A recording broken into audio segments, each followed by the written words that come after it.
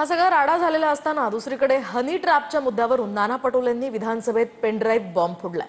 मुंबईमध्ये मंत्रालय, ठाणे आणि नाशिक हे हनी ट्रॅपचे केंद्रबिंदू आहेत अशी टीकाही पटोलेंनी केली आहे। तर माझ्याकडे पेनड्राईव्ह आहे, मी कुणाचं चारित्र्य हनन करू इच्छित नाही असंही यावेळी पटोले म्हणाले। तर हनी ट्रॅपमध्ये कोण तुम्हाला माहिती असेल तर नाव सांगा असं आवाहन त्यावेळी शिंदेंनी केलं। नाना पटोलेंनी दुसऱ्या दिवशी सभागृहात हनी ट्रॅपचा मुद्दा उपस्थित केला। पटोलेंनी मंत्रालय, ठाणे आणि नाशिक ही हनी ट्रॅपची केंद्रबिंदू असल्याचा आरोप केला। आणि म्हणून अध्यक्ष महाराज माझी आपल्याला विनंती आहे, सरकार या संदर्भात गंभीर नसल्याचं म्हणत पटोलेंनी हे आरोप केले। याच वेळी काही सदस्यांनी पेनड्राईव्ह दाखवा असं पटोलेंना म्हटलं। मंत्रालय, नाशिक आणि ठाणे हे हनी ट्रॅपचं केंद्र बनलेले अध्यक्ष महाराज आणि राज्याचे महत्त्वाचे कागद, गोपनीय कागद या एंटी सोशल मुवमेंटच्या हातात चाललेले आहेत। माझ्याजवळ पेन ड्राईव्ह पण आहे, मला ते दाखवायचं नाहीये, तो विषय नाही अध्यक्ष महाराज, मला कोणाचं चरित्रहरण करायचं नाहीये। पण अध्यक्ष महाराज एवढ्या गंभीर प्रश्नामध्ये सरकार साधं निवेदन करायला तयार नाही अध्यक्ष महाराज। पटोलेंनंतर जयंत पाटलांनीही हा मुद्दा उपस्थित केला। सरकारनं यावर आश्वस्त करावं असं जयंत पाटील म्हणाले। त्याच वेळी शिंदेंनीही जयंत पाटलांवर मिश्किल टिप्पणी केली। नाशिकचं हनी ट्रॅपचं प्रकरण फार गंभीर आहे, राठोड कसं होय म्हणू शकतात त्याला?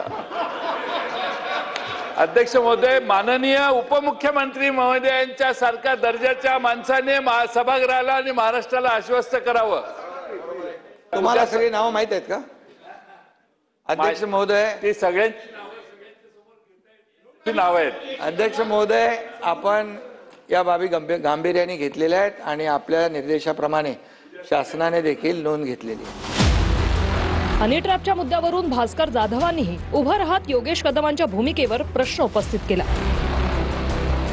मी आपल्या ही गोष्ट निदर्शनात आणण्याकरता झटकन उभा राहिलो की या संदर्भामध्ये राज्याचे गृहराज्यमंत्री यांनी काल मीडिया समोर जाहीर विधान केलंय की नाशिकच्या माणसानं सुद्धा दिलेली तक्रार मागे घेतली आणि ठाण्याच्या माणसांनी सुद्धा तक्रार मागे घेतली आणि आपसामध्ये सेटलमेंट करून हा विषय संपला असं गृहराज्यमंत्री म्हणतात आणि राज्याचे उपमुख्यमंत्री म्हणतात आम्ही हा विषय गांभीर्याने घेतलेला आहे। तुम्ही सभागृहाची दिशाभूल करत नाही ना दोघे जण?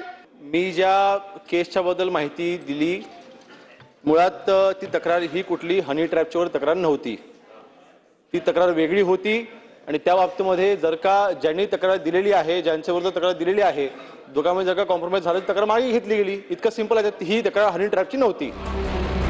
एकंदरीत हनी ट्रॅपचा मुद्दा पुढेही गाजणार अशी चिन्ह आहेत। यांचा ठराव क्रमांक 33 20 मिनिटांपेक्षा जास्त नाही।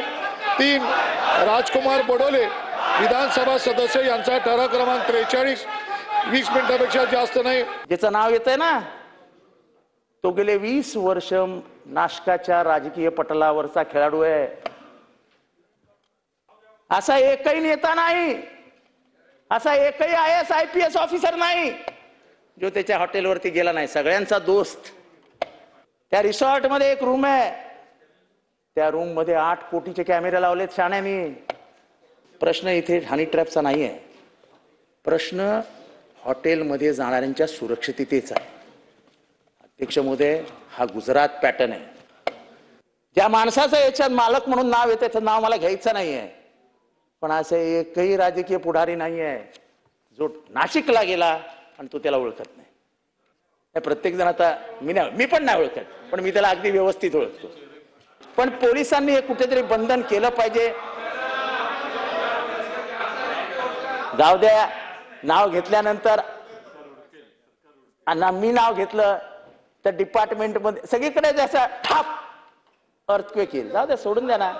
प्रश्न आम्हाला एवढाच विचारायचा आहे आणि सरकारला आम्हाला एवढंच सांगायचं आहे, हे बंद करा। मैत्रीचं नातं दाखवतो, हॉटेलमध्ये बोलवतो, 5 स्टार सगळ्या सोयी करून देतो, स्पा, मसाज वगैरे सगळं करून देतो आणि नंतर 1 वर्षाने दाखवतो हे घ्या। अध्यक्ष नाही, त्यांना जाऊन योगेश कदमना जाऊन भेटून सांगणार आहे कोण आहे तो। त्यांना पण माहिती आहे, त्यांनी सकाळी उत्तर दिलं ना, चौकशी करतो, कॉम्प्रोमाइज झालाय। ते कॉम्प्रोमाइज कोणामध्ये झालो? कॉम्प्रोमाइज कसलं कॉम्प्रोमाइज आहे? योगेश कदम कसलं कॉम्प्रोमाइज झालं? किती वर झालं? कितना रोकड़ा लिया, कितना रोकड़ा दिया, किसको दिया? ये माल का कमाल है.